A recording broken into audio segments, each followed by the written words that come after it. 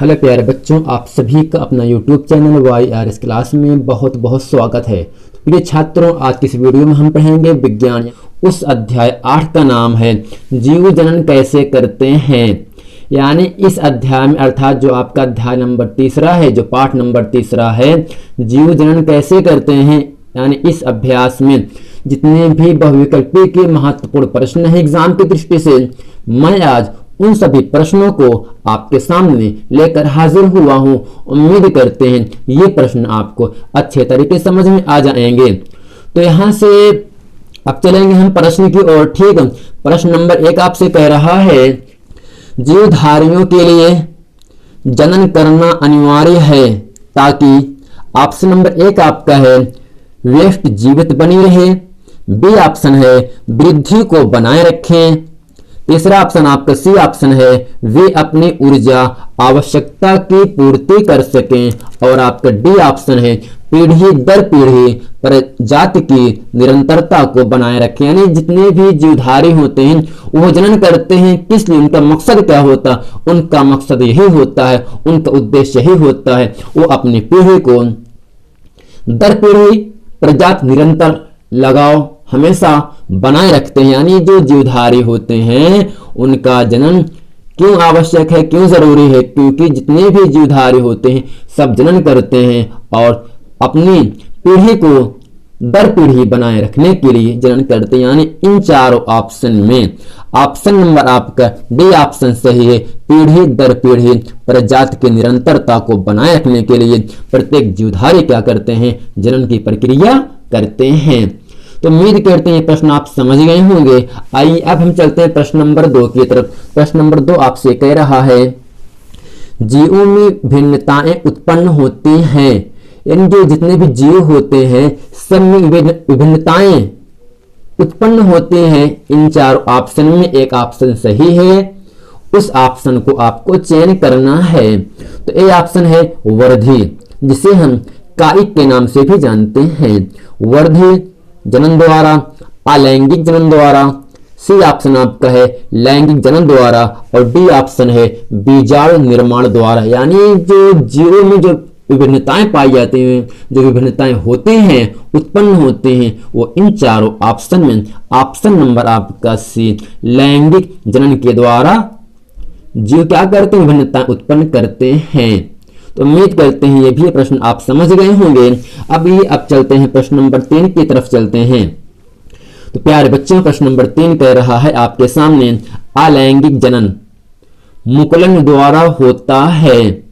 Option A है amoeba में होता है, बी ऑप्शन है यीस्ट में होता है, और सी आपका है प्लाज्मोडियम में, और डी ऑप्शन है लीशमानिया में। यानी जितने भी अलैंगिक जनन मुकुलन द्वारा होता है वो इन चार ऑप्शन नंबर आपका बी सही है, यीस्ट में होता है। यानी यीस्ट में अलैंगिक जनन होता तो है, किसके जरिए से होता है? वो ऑप्शन नंबर आपका बी सही है। यानी यीस्ट में अलैंगिक जनन मुकुलन के द्वारा होता है।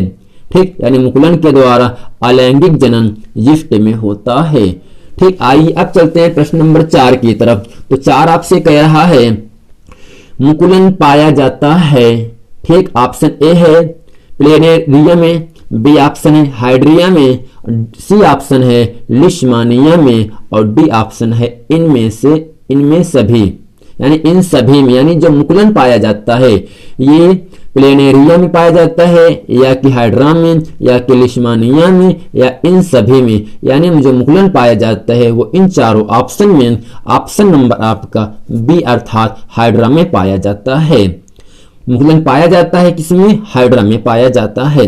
आइए अब चलते हैं प्रश्न नंबर 5 की तरफ। प्रश्न नंबर बच्चों 5 कह रहा है परागकोश में होते हैं। यानी जो परागकोश होता है उसमें क्या होता है? ऑप्शन ए है बाह्य दल होता है, बी ऑप्शन है अंडाशय होता है, सी ऑप्शन है अंडक होता है, और डी ऑप्शन है परागकण होता है। यानी जितने भी परागकोश होते हैं उन सब में क्या पाया जाता है? इन चारों ऑप्शन में ऑप्शन नंबर आपका डी सही है, परागकण पाए जाते हैं। यानी परागकोश में परागकण पाए जाते हैं। प्रश्न नंबर 6 आपके सामने है 6 है लघु बीजाणु उत्पन्न होते हैं। लघु माने छोटे, जो जितने भी छोटे बीज होते हैं वो क्या उत्पन्न करते हैं? ऑप्शन 1 है पुमंग में, बी ऑप्शन है जायांग में, सी ऑप्शन है पुंकेसरों में और डी ऑप्शन है परागकोश में। यानी जितने भी लघु बीजाणु उत्पन्न करते हैं इन चारों ऑप्शन में ऑप्शन नंबर आपका परागकोश अर्थात ऑप्शन नंबर डी आपका सही है। यानी जितने भी लघु बीजाणु उत्पन्न होते हैं वो सब किसमें होते हैं? परागकोश में उत्पन्न होते हैं, जो कि ऑप्शन नंबर आपका डी सही है। तो आइए अब चलते हैं प्रश्न नंबर 7 की तरफ। तो प्यारे बच्चों प्रश्न नंबर 7 आपके सामने है। एक पुष्प के यानी फूल के, एक पुष्प के स्त्री केसर के मध्य भाग को कहते हैं। यानी जो पुष्प होता है उसमें जो स्त्री केसर का जो मध्य भाग होता है उस मध्य भाग को हम किस नाम से जानते हैं, अर्थात किस नाम से उसे पुकारते हैं या किस नाम से उसे हम बोलते हैं? ऑप्शन ए आपका है वर्तिकाग्र, बी ऑप्शन है वर्तिका, सी ऑप्शन है अंडाशय और डी ऑप्शन आपके सामने है अंड बीजांड। ठीक, यानी इसका आंसर आपका वर्तिका ऑप्शन नंबर बी बिल्कुल सही आंसर है। ठीक, आइए अब हम चलते हैं प्रश्न नंबर 8 की तरफ। तो प्यारे बच्चों प्रश्न नंबर 8 आपके सामने है। कीट परागण होता है, यानी जितने भी कीट पतंगे होते उनमें परागण होता है, किसमें होता है? ऑप्शन ए आपका है मक्का में, बी ऑप्शन आपका है वेलिस्नेरिया में, सी ऑप्शन है साल्विया में और डी ऑप्शन है इनमें से कोई नहीं। यानी जितने भी कीट परागण होते हैं वो ऑप्शन नंबर, इन चारों ऑप्शन में ऑप्शन नंबर आपका सी सही अर्थात साल्विया में होता है। यानी कीट परागण जो होते हैं वो सभी किसमें होते हैं? साल्विया में होते हैं। आइए अब चलेंगे हम प्रश्न नंबर 9 की तरफ। तो प्यारे बच्चों प्रश्न नंबर 9 आपके सामने है। परागकण का जनन केंद्रक नर युग्मक बनाता है। यानी जितने भी परागकण का जनक केंद्रक होता है वो नर युग्मक कितना बनाता है? ऑप्शन 1 आपका है 4 युग्म बनाता है, बी ऑप्शन है 2 युग्मक बनाता है, सी ऑप्शन है 3 और डी ऑप्शन है 1। यानी जो परागकण का जनक केंद्रक नर युग्मक बनाता है वो ऑप्शन नंबर आपका 2 अर्थात 2 बनाता है, अर्थात जो बी ऑप्शन आपका 2 है वो आपका परागकण का जनक केंद्रक नर युग्मक 2 बनाता है। ठीक, आइए अब चलते हैं प्रश्न नंबर 10 की तरफ। प्रश्न नंबर 10 आपके सामने है। पुष्पी पादपों में, पुष्प माने फूल, पादप पेड़ पौधे, पुष्पी पादपों में निषेचन होता है। ऑप्शन ए आपका है बीजांड में, बी ऑप्शन है अंडाशय में, सी ऑप्शन आपके पास है पराग नलिका में, डी ऑप्शन है भ्रूण कोश में। यानी जितने भी पुष्पी पादपों जो अपना निषेचन करते हैं, जो क्रिया कर जो निषेचन करते हैं, इन चारों ऑप्शन में ऑप्शन नंबर आपका डी सही है भ्रूण कोश में। यानी भ्रूण कोश में पुष्पी पादपों का निषेचन होता है। अगर पूछे एक नंबर के एग्जाम में पुष्पी पादपों का निषेचन कहाँ होता है? बीजांड में, अंडाशय में, पराग नलिका में या भ्रूण कोश में, तो आपको टिक कर देना है भ्रूण कोश में पुष्पी पादपों का निषेचन होता है। आइए चलेंगे प्रश्न नंबर 11 की तरफ। ये भी एग्जाम में कई बार प्रश्न आपसे पूछा, तो उम्मीद करते हैं ये प्रश्न आगामी परीक्षा जो होने वाले हैं उसमें प्रश्न ये पूछेगा। प्रश्न नंबर 11 है। द्विनिषेचन पाया जाता है। ऑप्शन ए आपका सभी जीवों में, जितनी भी जानदार चीजें हैं क्या उनमें से पाया जाता है द्विनिषेचन। बी ऑप्शन है सभी पादपों अर्थात सभी पेड़ पौधों में, सी ऑप्शन है आवृत बीजी पादपों में और डी ऑप्शन है इनमें से कोई नहीं। यानी प्रश्न है द्विनिषेचन किस में पाया जाता है? इन चारों ऑप्शन में ऑप्शन नंबर आपका सी सही है आवृत बीजी पादपों में। यानी आवृत, जितने भी आवृत बीजी पादप होते हैं उन सब में द्विनिषेचन की प्रक्रिया पाई जाती है। तो आइए अब चलते हैं प्रश्न नंबर 12 की तरफ। प्रश्न नंबर 12 कह रहा है बच्चा, द्विनिषेचन क्रिया में त्रिक संलयन के पश्चात बनने वाले ऊतक का नाम है। ऑप्शन एक आपका है भ्रूण कोश, दूसरा ऑप्शन आपका बी है भ्रूण, ठीक, तीसरा ऑप्शन है मूलांकुर और चौथा ऑप्शन आपका इनमें से कोई नहीं। यानी जितने भी द्विनिषेचन प्रक्रियाएं होती हैं त्रिक संलयन के पश्चात बनने वाले ऊतक का नाम क्या होता है? आपका भ्रूण कोश होता है। क्या होगा? भ्रूण कोश होता है। यानी ऑप्शन नंबर ए आपका बिल्कुल परफेक्ट आंसर है।